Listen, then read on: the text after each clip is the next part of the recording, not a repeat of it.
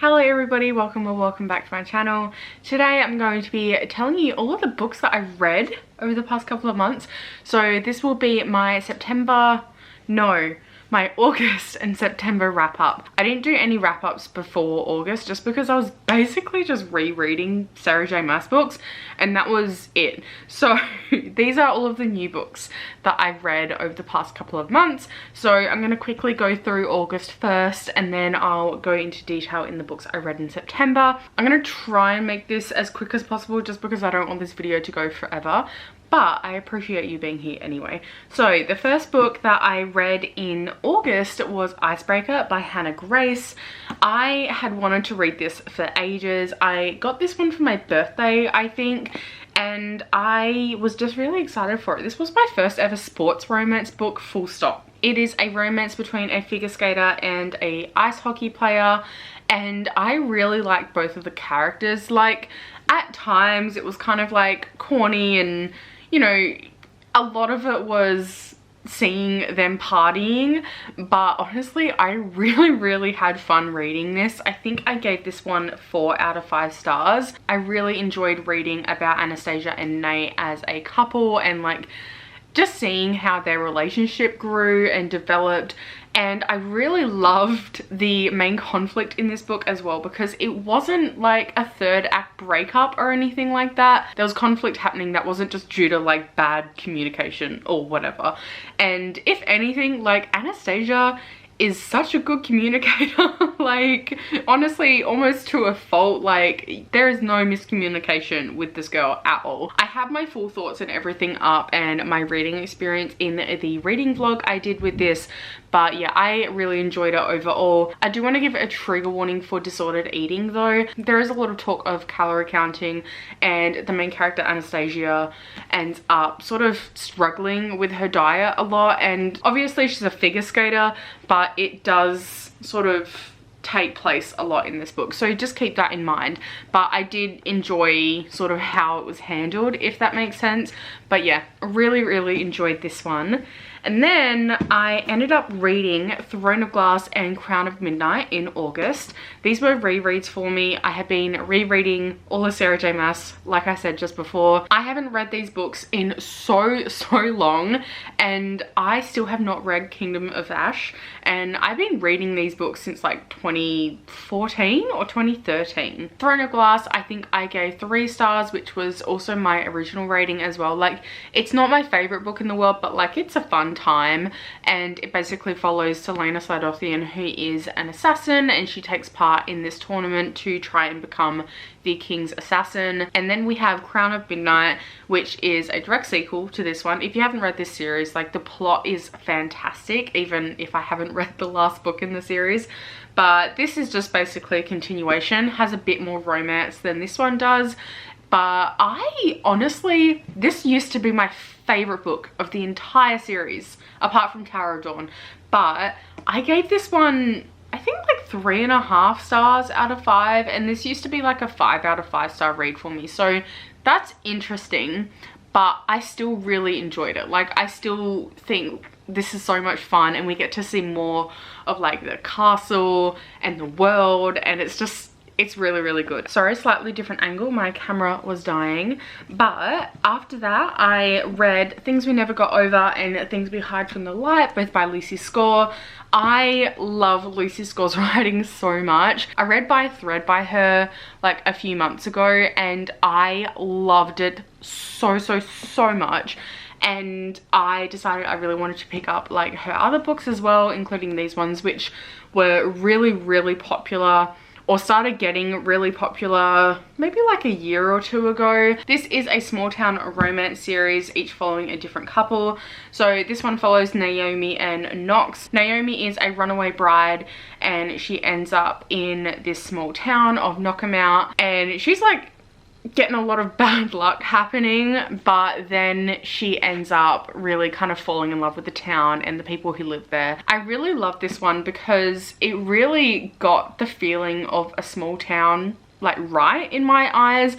Like, I've been in a few small towns before. I grew up in a small town, and not as small as this one, but like I've lived in small towns as like small as this one, and the feeling of community was so accurate in this book, and like the feeling of like family and like found family and giving and just like helping out. It was really, really good to read, and I loved it so much. There's also a little bit of a crime aspect to these books as well, which I personally loved, and you get it more in here because it does follow Nash and Lena, and Nash is a cop. I enjoyed these two about the same. I really love the side characters and just like the found family aspect and the community aspect, but I do have my full thoughts, especially for the first book, in a vlog, which I'll leave linked down below if you want to go check that one out as well.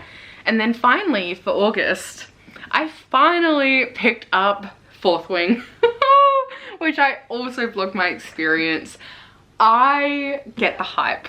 I get it. This book was everywhere, all over the internet. You could not go onto like bookish social media without seeing something about Fourth Wing, and it was impossible to get a hold of for the longest time, but I finally got a hold of it in like end of July, I think, so I read it in August.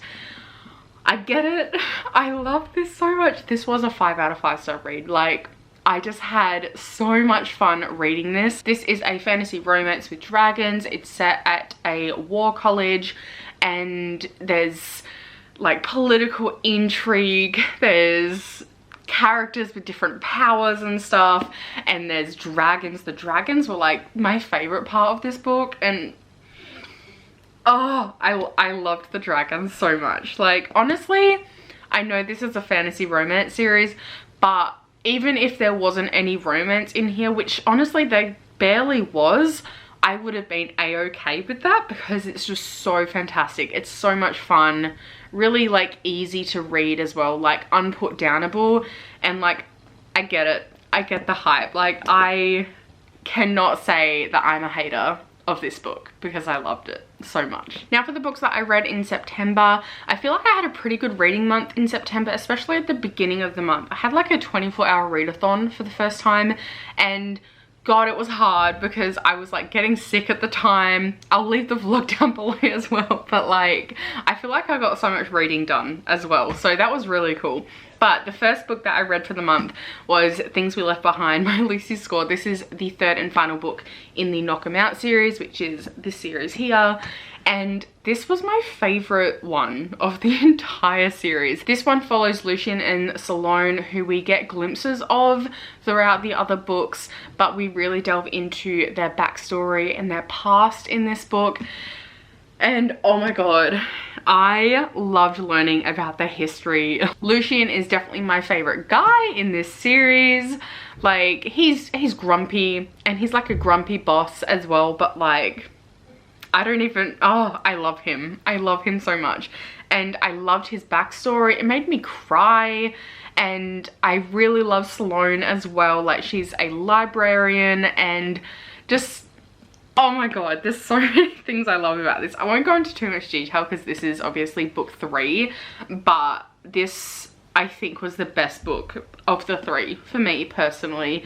And honestly, like, I feel like there's not a lot of romance in here compared to like the other books, and considering this is a romance novel, but I just really liked the extra plot that we got. Like, it was my favorite, so 5 out of 5 stars for that one. I thoroughly enjoyed that one. Then I had another 5 out of 5 star read, and that is The Serpent and the Wings of Night by Carissa Broadbent.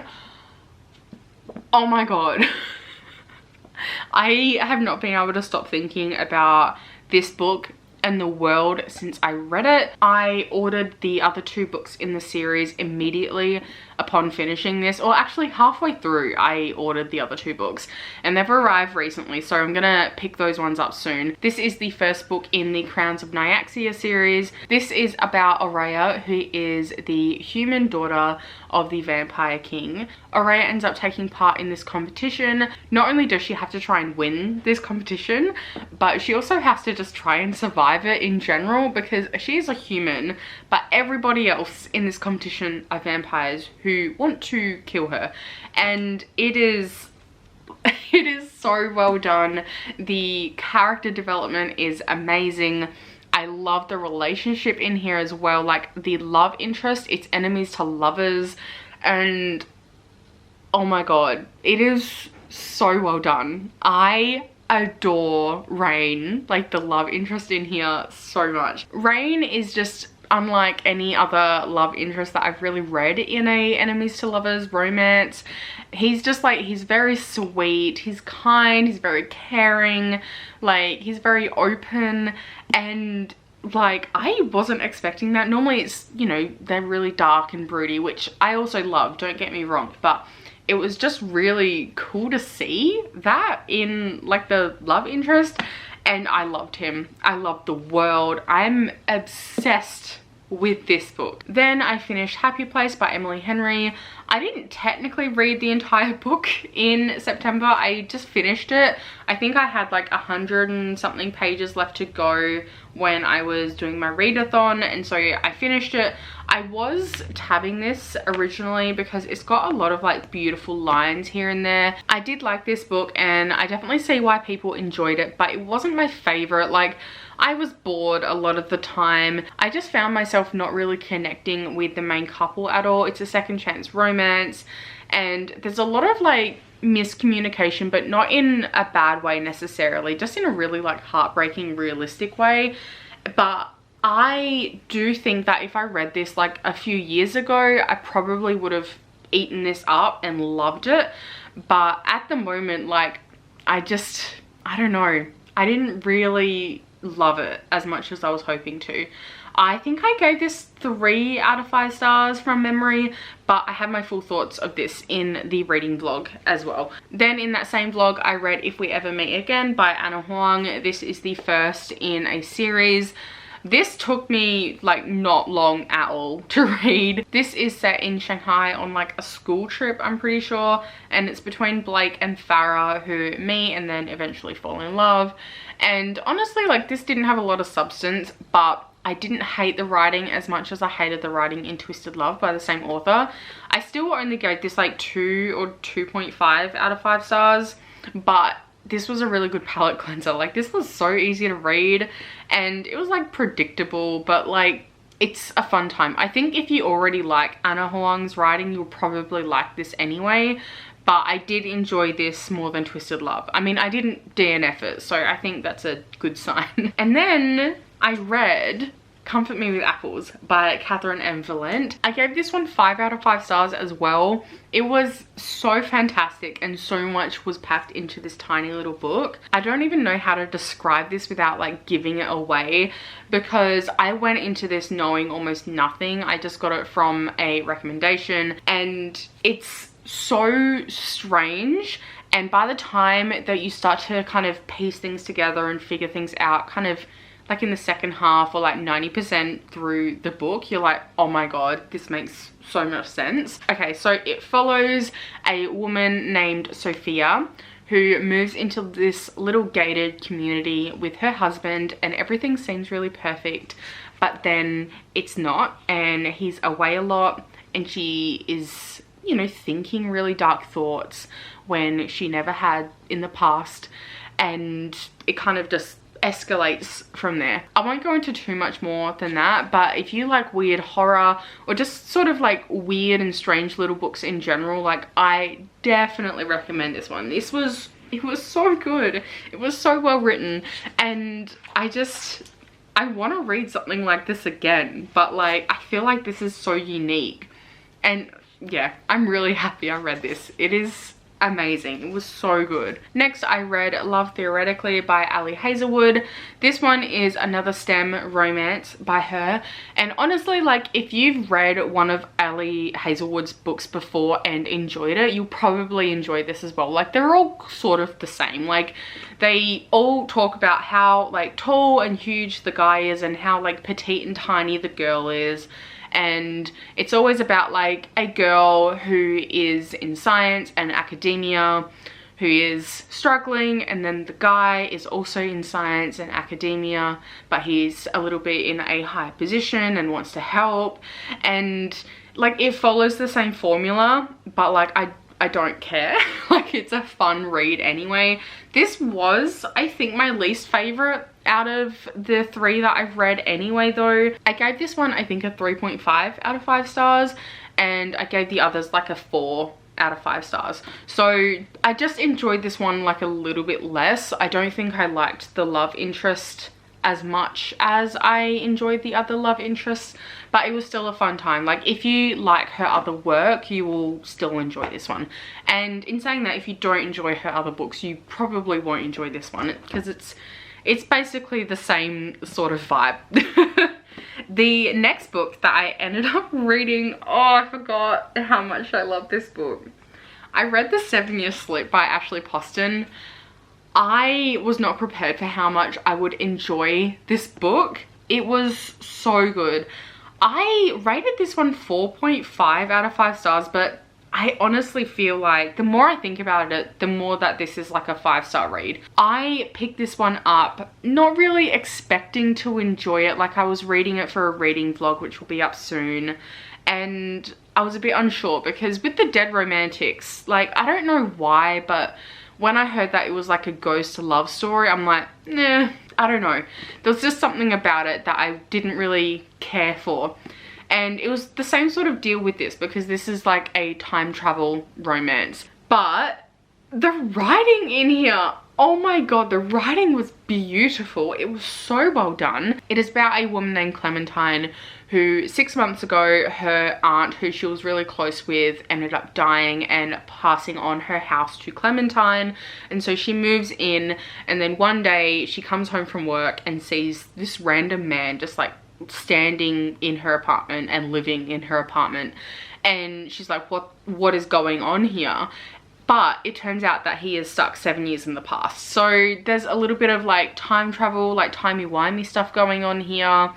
And like their romance is just really cute.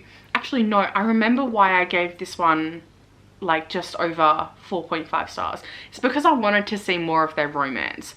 And we saw a little bit. I would have loved to see more. Okay, I remember now. But that's not a bad thing at all. It's just that I wish there was more in here.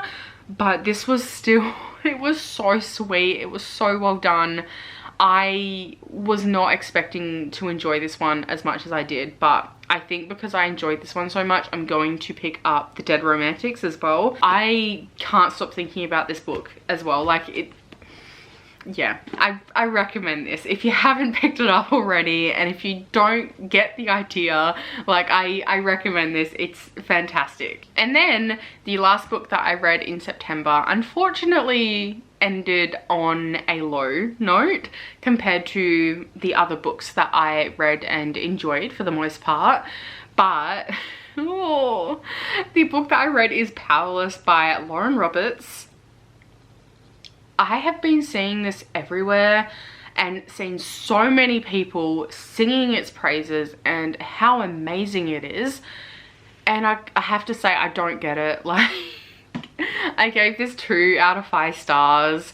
Even then, I'm thinking maybe it's like a 1.5 out of 5 stars. But like, oh, I was so bored. This almost put me in a reading slump. In fact, I still might be in a little bit of a slump after reading this, just because like this was a slog to get through. I was so interested in the premise. It is set in this society where there are people who survived this plague that happened, and they're called the elites, and they have, you know, special powers and abilities. And then there are people who survive the plague but are, you know, thought to be diseased because they don't have powers, and they are just called ordinaries or mundanes who have like lower level powers. This is about a girl named Peyton who is an ordinary, but she poses as a mundane in order to sort of get through life. And she ends up kind of accidentally becoming a part of these trials which the elites take part of to show off their powers, which I still don't really like get why that's a thing. I'm assuming it'll probably be touched later on in the following books, but like that's not even my issue with it. Like, this just felt so bland, and all of the vaguely interesting scenes were just like copy and pasted almost from other books like Red Queen and Hunger Games. And I know the author did say that she was heavily inspired by those 2 books, but like there are some scenes in here that are just like, they're just like worse versions of scenes from those books. Like there's a TV host in here, and I don't actually know if they have TVs in this world, like that wasn't established, but they can record things like through like people's abilities. And the host of like the trials, she has like blue hair, she's sort of, you know, obnoxious like Caesar Flickerman is, and it's just like there are too many glaring similarities that aren't different enough or interesting enough to stand on their own. The writing wasn't great. There are a lot of very quotable quotes in here, which I think is what a lot of the hype is sort of around. It feels like there are some beautiful like 1 or 2 liners, but they are just kind of thrown in there randomly, and the writing around it doesn't really fit with that, if that makes sense. And yeah, the writing was not for me at all. I really did not enjoy the writing. It felt very choppy. It was all over the place. The pacing was really, really weird as well. The characters I just did not care about, to be honest, until maybe towards the very end, which is why I didn't give it like a 1 star. But even then, it was like the last like 80 pages that I maybe cared about a little bit, but the rest of the book I was struggling through. I mean, you'll see all of my thoughts and my reading experience in the vlog that will be up soon for this, but yeah, I'm sorry, I just did not enjoy this book at all. I hope if you read this book, I hope you enjoyed it, but like, nah, not for me at all. But they are all of the books that I read throughout August and September. I feel like overall it was a really good couple of reading months. I'm obviously still rereading Sarah J Maas at the moment, but I'm glad that like that's not all I'm reading, and that I'm reading other stuff at the moment as well. It's nice to be back in the swing of things. So they are all of the books that I read. If you have any thoughts or opinions, please leave them down in the comment section below. Let me know if you've read any of these or what you think of any of them. If you enjoyed this video, make sure you give it a thumbs up and subscribe down below as well. It would really help me out. But I hope you have a fantastic day or night wherever you are, and I'll see you next time. Bye.